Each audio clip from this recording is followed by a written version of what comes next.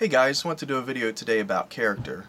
And before I even get started, I should say when you do a video like this, it's real easy to come off as acting like you have it all together and preaching, and that's not my intent. I've got issues just like everybody else. We all go through life trying to improve ourselves, and we've all got our weaknesses, we've all got our areas we need to grow. So please don't take this as preaching in any way, shape, or form, or me thinking that I'm somehow got myself together. None of us really do when it comes down to it, I guess.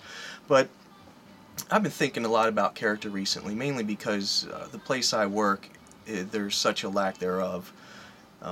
There's a few people. I work for the federal government as a contractor. I don't really work for the government. I work as a contractor, and a good percentage, I would say at least 50% of the people that I work with really lack character.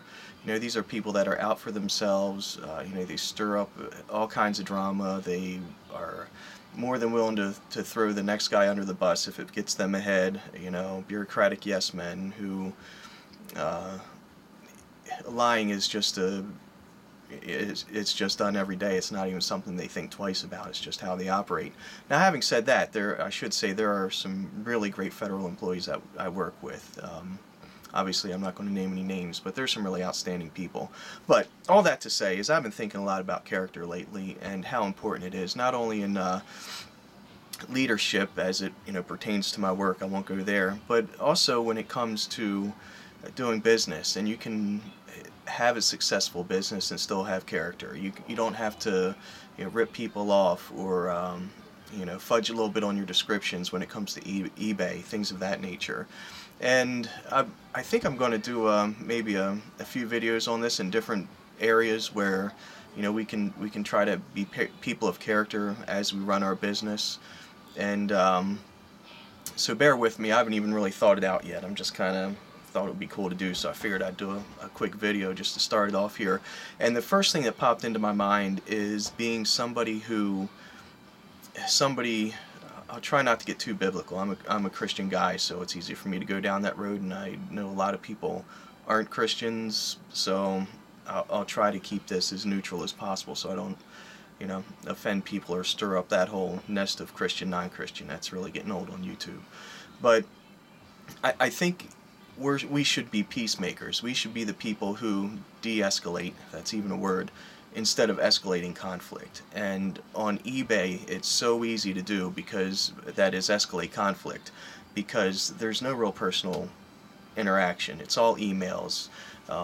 You put something up there and something happens and the person's not happy with it and they shoot you some kind of nasty email accusing you of lying or having a poor description or ripping them off in some way, shape, or form. It happens all the time. We've all been there. And I know it's a real struggle to not snap back at them and become defensive. But my wife drives my wife crazy sometimes. I'll get these emails that really tear into me. I had a guy on Amazon recently. He what was it? Oh, he got the wrong CD, and I just somehow didn't notice it. The CD itself didn't have the name of the band. It had some artwork on it. So when I shipped this CD, I had no idea that was the wrong CD.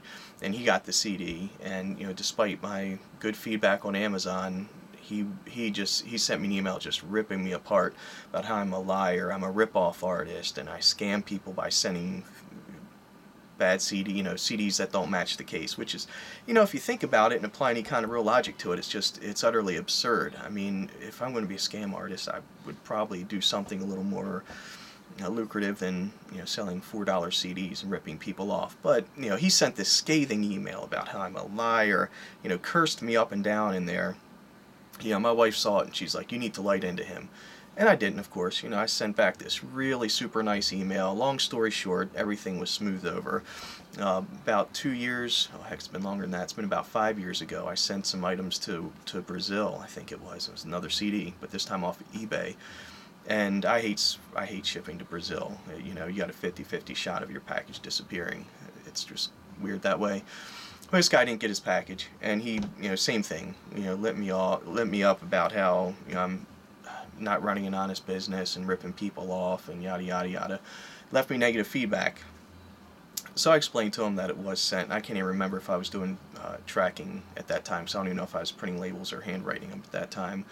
But long story short, man, I was over the top nice, and I let this guy, told him go into my store, and I think it was like a $3 or $4 CD. I said buy any CD under $10, and you can have it for free. And he actually took me up on it. I think he was probably figured I was full of crap, but he took me up on it. I sent him the CD, and of course, 3 weeks later, this one happened to get there, and he was pretty blown away, which is sad that that would actually be so impressive. It shows you where we are in this world when something of that nature is considered impressive. But long story short, he wound up getting I forget the process, but we got the negative feedback removed. He actually offered to do that. We went through the process and we got it removed. And of course, if I had let him up in return, like I said, escalating versus de-escalating. If I were to escalate that conflict and we were to bang heads, that never would have happened. I'd have been stuck with that negative feedback. But I did my best to de-escalate, and it worked out. I mean, that's something I try to teach my kids too. My wife has a saying, just because you're invited to a fight doesn't mean you need to attend. Just take a step back, and it's amazing too, when somebody comes at you, no matter what situation you're in, whether it's your work, your marriage, eBay, you name it, if somebody's really ticked off at you and they come at you and attack you personally, they're ready for a fight. They're in that fight or flight response, and they're ready to really go at it, and they're expecting you to respond in kind. And when you don't, it's just amazing how it just completely defuses it. It's almost confusing to people. If somebody comes after you, and personally attacks you, and you respond with kindness, it just defuses everything. Now, there's knuckleheads out there that you can't do anything with, and trust me, I've run into those guys too. No matter how nice you are, it just doesn't matter. They're basically mentally defective, and you do a whole video about mentally defective people and how bad upbringings can actually cause your brain not to develop, physically not develop the way a healthy brain develops. And so people who have really been traumatized in their childhood and become really just mentally defective people, there's nothing you can do with that. But there's a lot of people who are fundamentally sound mentally, and you can approach these things in a way that de-escalates conflict instead of raising the conflict. And to me, that's just it pays off in spades. And not only will it maybe save you from maybe a bad feedback or two. I don't even know if it'll do that. A lot of people are too lazy to go back and fix their feedbacks, even if you smooth things over. But I think it's also it's how should I put this?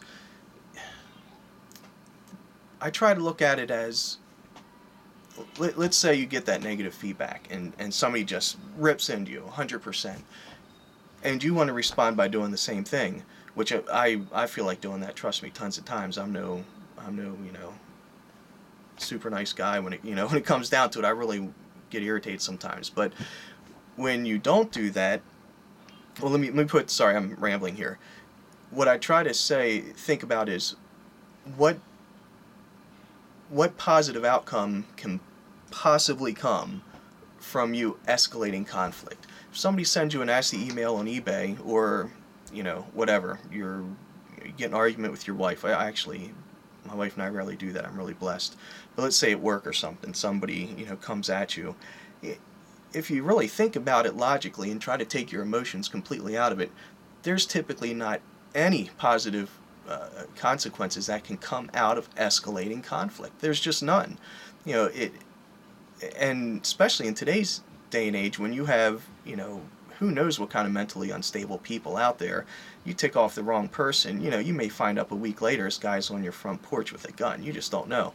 But it's probably never happened. But my point being is that when it comes to conflict and your natural instinct to escalate that conflict, there's almost never anything good that can come out of that. You're just satisfying your own, primal need to get back at somebody. If you step back, try to remove your emotion from it and think logically, there's just no reason to respond nasty to somebody, because it's nothing good can come of it. Where if you respond in a way that de-escalates that conflict, there might be something good to come out of it. So if you just remove the emotion and go on logic alone, really it makes sense to be a peacemaker.